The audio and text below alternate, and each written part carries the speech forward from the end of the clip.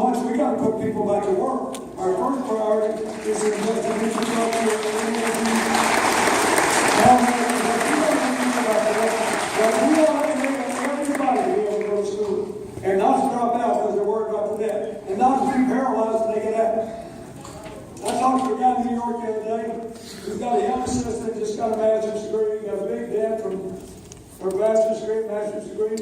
She pays her a good salary. New York has pretty high taxes. Her disposable income, or total income after taxes, is $70,000. Now, you would think any young single person could live well on that, even in expensive New York. Guess what? Her monthly student loan payments are $2,900. You do the math, it's half her income. That's what a lot of these young millennials are facing. We got to help them. And, you know, Hillary said something that reflects my experience, both when I was president and Senate. We organized the biggest infrastructure bank, private one in the country, I think. My foundation and I, with the public employee pension funds, we got to commit $14.6 billion to hire union labor, make good jobs, to clean up buildings, with the first $6 billion, more than 50,000 new jobs were created. I know something about what needs to happen. We don't do this. But we have to do it together. So, our friends in the Republican Party, they don't have any plans like that. And they've made it pretty clear they don't want you to nominate Hillary. They got one strategy always: distract people, divide people, and demonize them. And you got to give it to them, they're good at it. When somebody's good at something, you got to give it to them, they're good. And they know that has a lot of press appeal sometimes. And they will say anything. But it shows they don't really care about you. They want you to forget that an election is about you. And ever since the day she declared, she's been trying to give it back to you. Before she issued a position on education, or health care, or the environment, or climate change, or anything else, she went out and listened to people, talked to them. She was the first person running for president to say, we got to do more to get people incentives to invest in the areas that have been left out and left behind. Because this drug and heroin problem overlaps the economic problem. West Virginia today, because of the collapse of the coal industry and other things, which, by the way, has been going on for 95 years. Coal employment peaked in 1915-20. Nobody ever did anything to help them get out of it, to make it a future. So they got the second worst economy in the country, and they have the highest rate of abuse of prescription drugs and heroin in the country. Rural New Mexico, with quite low income, they have the second highest mortality rate for this problem in the country. The economics and the social problems are extremely related. That's what we need to be talking about. But the Republicans realize something. If they can't do anything for these people, they know they're mad or scared or at least full of anxiety, so they give them somebody to blame. Because that's really emotionally satisfying. But it's kind of like, you know, eating a good donut. It helps you for 30 minutes. But it's so, and depending on the candidate and the day and the issue, they blame Mexicans. You know how many Mexican immigrants there have been in America in the last 5 years? Net? Zero. Why? Because a few years ago they built 140 universities, and they welcomed their kids to them. And last year they graduated 100,000 engineers. We graduated 120,000, and our population is 3 times theirs. People like to stay home.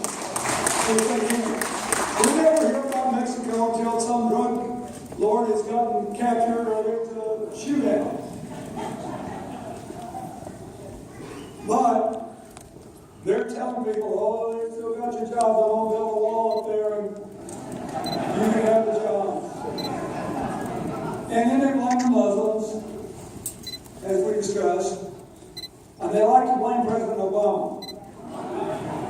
You know, one of these guys, I know one of these days pretty soon you're going to say, you know, there's a fellow who caught cold in Kenya last night, where the president was born, as we all know. And it's his fault. And he likes to blame Hillary. It's amazing what they put her through. But in those 11 hours that she stood with the 7th committee,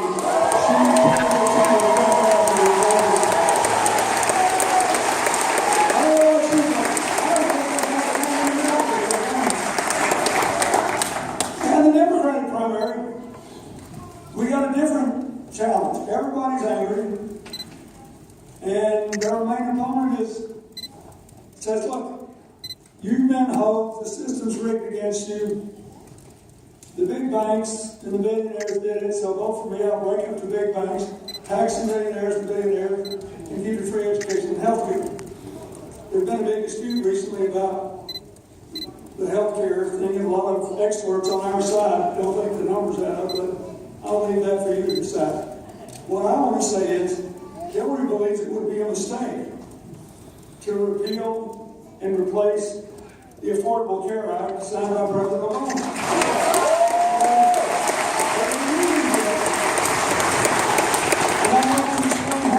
Forget about the merits. Do we still pay more than we ought to for health care in more than other countries? Yes. But we have more than 90% insured for the first time in our history. For the first time,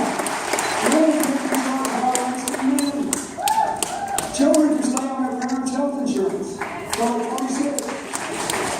Pre-existing conditions can't be a burden or a penalty charge for it. This is a big deal.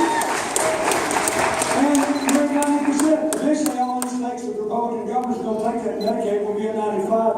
Then it won't be any time we get to 100. Better we spend our energies driving down drug prices and driving down insurance costs and all. By the new things we know to do.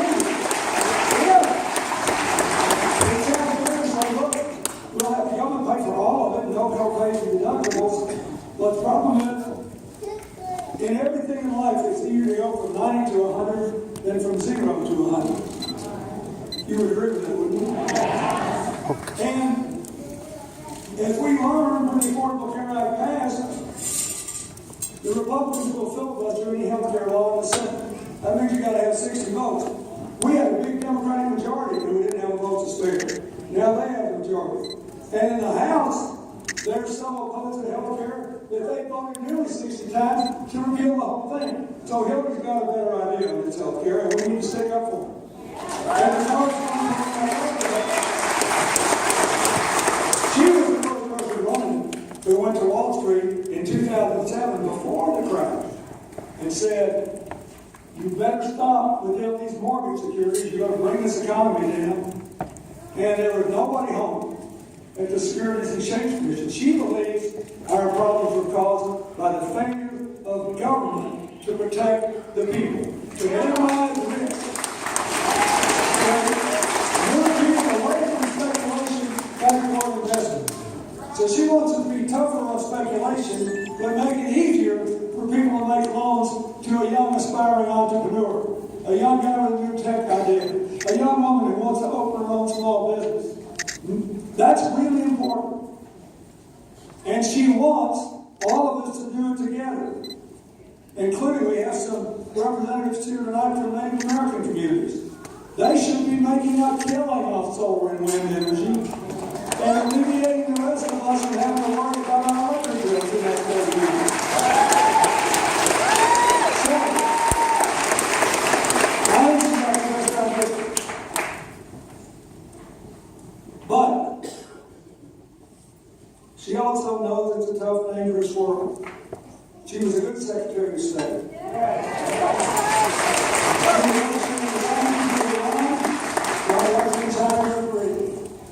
She negotiated the only thing that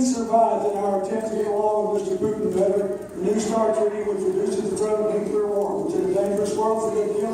He got 67 votes, a lot of Republicans in the Senate to support it. She took the VET program that President Bush had, the PEPFAR program that pays to help poor countries fight AIDS, TB, and malaria.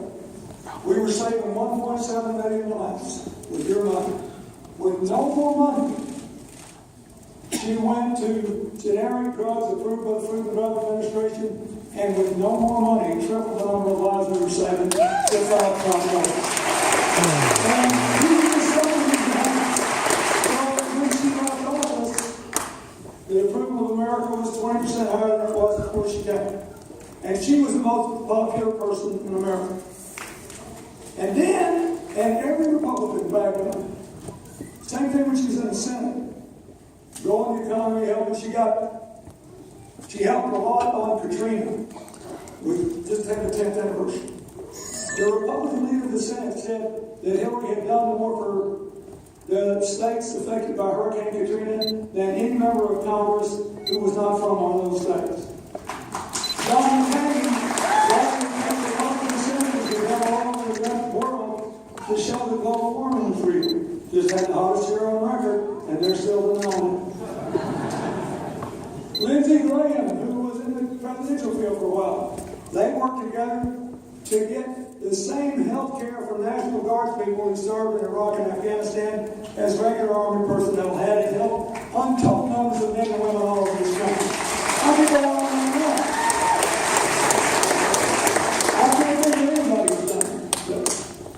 The young officer told me when she was in the Senate, I just happened to be in the Capitol one day, he said, I think you ought to know that at the Pentagon we think your wife knows more about our business than any member of Congress in either house, in either party. And we trust her. Because she doesn't have politics, just speaks herself. Last summer, I was representing our family during our summer vacation at a party a friend of ours had nothing to do with politics.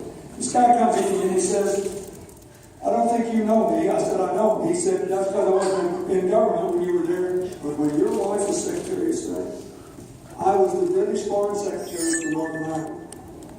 And they like you over there. You made the peace.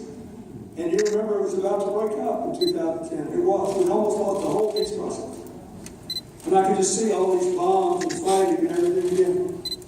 And he said, I was desperate. I couldn't do anything. And I called Hillary and I said, you don't have to do this, but you're the only person who can fix this. We can't let the peace die. He said 36 hours later, they all showed up to talk. Everybody was in a good humor. Nobody said anything about what they'd been fighting over for weeks. And we got back to the work of building peace. He said, I'm just telling you, nobody else in the world could have done that. And she did that in a lot.